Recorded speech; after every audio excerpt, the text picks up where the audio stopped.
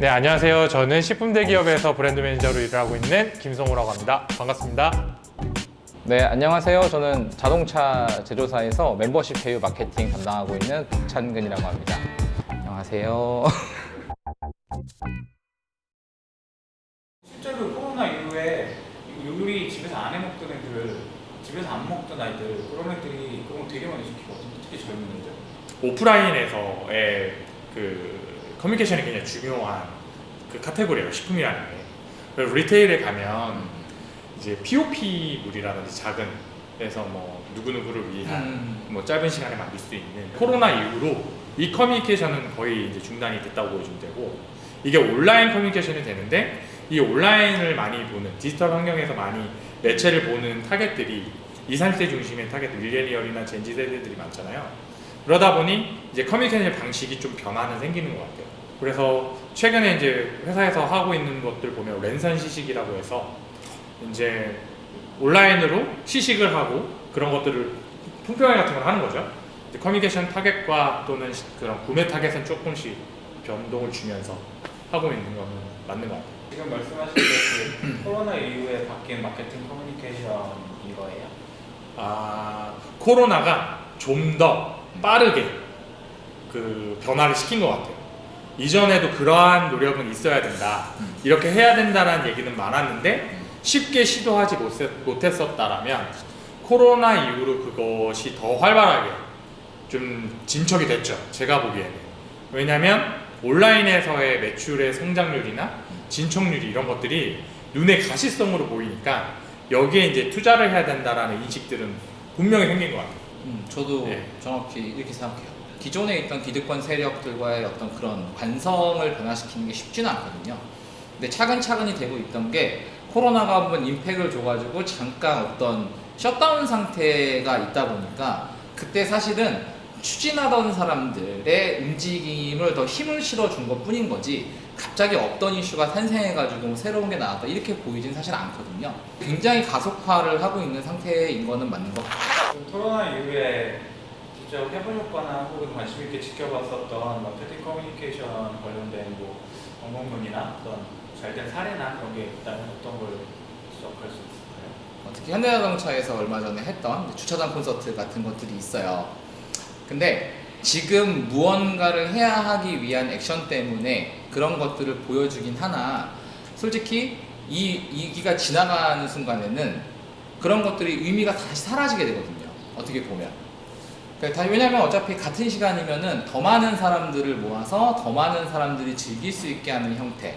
그리고 그게 만약에 온라인으로 아무리 해서 일회성으로 간다고 해도 현장감이 줄 수 있는 게 전혀 없기 때문에 오프라인 콘서트나 모든 게 진행되고 있는 것처럼 이거에 대한 거는 비중의 변동은 있을지언정 어디가 완전히 대체하거나 할 수는 없다고 생각해요.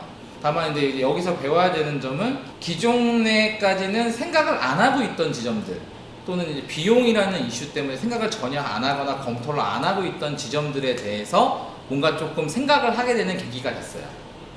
예전에는 독자적으로 하는 경우가 되게 많았어요. 이제는 그 혼자서 산다라는 개념이 없어지는 것 같아요. 이 생존의 이슈이기 때문에 예를 들어서 모 편의점하고 뭐 하고 해서 같이 펀스토랑이라는 프로그램을 만들어서 뭐 하죠. 그러니까 그렇게 해서 제품을 만들어서 팔기도 하고요. 그러니까 그냥 이 업계가 이제는 같이 협업을 해서 하지 않으면 살아남기가 힘든 시대가 돼버린 것 같아요. 내가 살아야 돼라는 경쟁의 관념이 강했다면 이제 같이 살고 같이 협업해서 소비자한테 더 다가가야 한다라는 생각이 더 이제 중심이 되는 사회? 저도 이제 그게 가장 금융위기랑 코로나 위기랑 가장 본질적으로 큰 차이라고 느끼거든요. 글로벌 금융위기는 단순히 버블의 이슈이기 때문에 금융적으로만 해결이 되면은 가치적으로 생각할 필요가 없던 거예요. 어떻게 보면. 근데 이거는 코로나는 실물 위기 쪽에서의 사람과의 어떤 그런 관계를 생각해보게 해주는 위기이기 때문에 어찌 보면은 위기인데 반대로 생각해보면은 더 좋은 계기일 것 같기도 해요.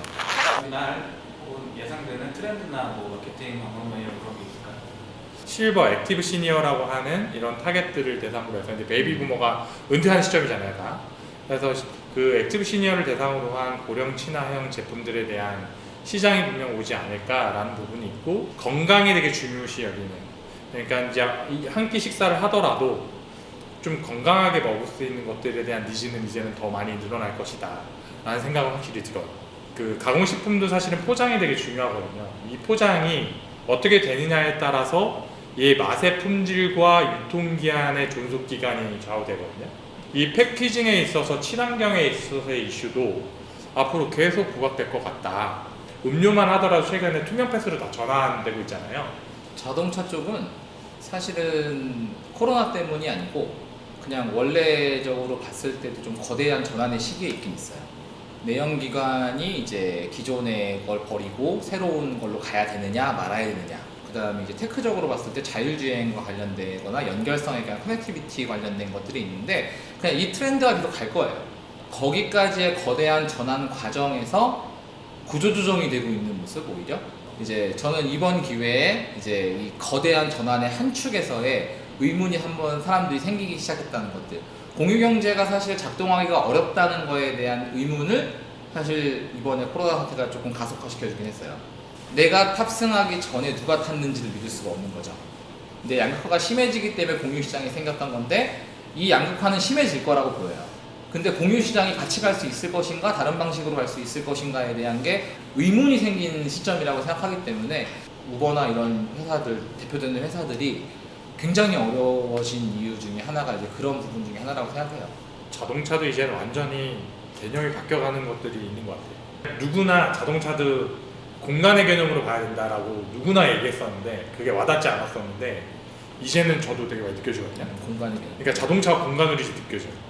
안전한 공간. 이게 굉장히 먼 얘기 같았는데 코로나 때문에 굉장히 가깝게 느껴지게 만든 건 사실인 것 같아요. 코로나는 정말 실물 경제에 엄청난 타격을 주고 피부로 와닿게 했기 때문에 그래서 사람들에게 그런 인식의 변화 또는 태도, 행동의 변화를 분명히 준 건 사실이다. 얘기를 들으면서 양극화가 진짜 많은 것 같아요. 양극화가 되고 있는 것 같아요. 사실 이런 얘기 맨날 어렵다 떠들 수 있는 권능과 힘과 입을 갖고 있는 사람들이 실제로 어렵지 않아. 맞아요. 네. 근데 그런 얘기를 할 수 없는 그 밑에 혹은 어떤 특수한 계층 혹은 특수한 직업군에 있는 사람들이 진짜 힘든 거거든. 진짜 그분들이 힘들죠. 진짜. 또 하나 느낀 게 그러니까 마케팅을 하는 애들은 기본적으로 항상 이런 어떤 어려움이나 항상 어떤 장애물을 극복하는 그런 DNA 자체를 갖고 있기 때문에 그렇죠. 코로나 상황이라는 것 자체도 어떤 하나의 일종의 뭐 테스크? 그런 느낌으로 받아들일 뿐이지 뭐 크게 변화 없는데 그냥 다들 그렇게 반응하는 거죠. 그렇죠. 업무적으로는 사실 크게 진짜 아예 변한 게 없고 없어. 업무적으로는 솔직히. 근데 이제 이것도 리스크고 어떻게 보면 도전해야 될 하나의 이슈거리. 그래서 이제 이걸 어떻게 극복해 나갈 것인지에 대한 이슈를 더 그런 부분이지 뭐 이게 막 나한테 굉장히 막 위기로 다가오거나 그런 건 업무적으로 변화하고 항상 거기에 적응하는 뭐 건데 뭐 여기 또 하나 생겼지 뭐 그냥 그 정도로 생각하는 거. 큰 기업들 담당자들의 얘기일 수 있는 것 같긴 해요. 또 어떻게 보면 대부분 로컬 베이스, 이제 아직 작은 스타트업들은 다 로컬 시장을 베이스로 움직이기 때문에 사실 또 이제 그런 걸 피부로 느끼기는 좀 어려울 수도 있는. 코로나 이전의 세상은 이제 오지 않는다는 얘기를 너무 많이들 하셔서 그러니까 예전에는 인사를 할 때 악수를 한다든지 이렇게 포옹을 한다든지 또 이렇게 어깨 이렇게 하는 것들이 자연스러웠는데 이제 못하죠. 이러한 작은 것들을 봤었을 때 코로나 이전의 세상은 돌아오지 않을 것이다라는 얘기는 이제 이게 장기화되면서 습관화될 거기 때문에 솔직히 말해서 저는 돌아간다고 봅니다. 불편함이 나의 생존의 리스크까지 왔을 경우에는 행동이 제약이 생기는데 이게 리스크가 없다고 판단을 하면은 사실 크게 행동 양태가 원래대로 돌아갈 거라고 봐요. 근데 다만 이제 이때 생각했던 생각의 지점이 한 단계 어디까지 가 있을 거냐를 판단하는 게 중요하다고 생각해요. 사람들의 소비 패턴의 변화가 어디까지 가서 요것이 이제 유지가 되는 구조가 뭐냐를 고민하는 게 맞다고 생각해요. 안녕하세요. 저는 게임 회사에서 10대, 20대 타겟으로 하는 캐주얼 게임 사업 담당하고 있는. 안녕하세요. 저는 패션 뷰티 주제로 콘텐츠 만들고 기사 쓰고 영상 만들고.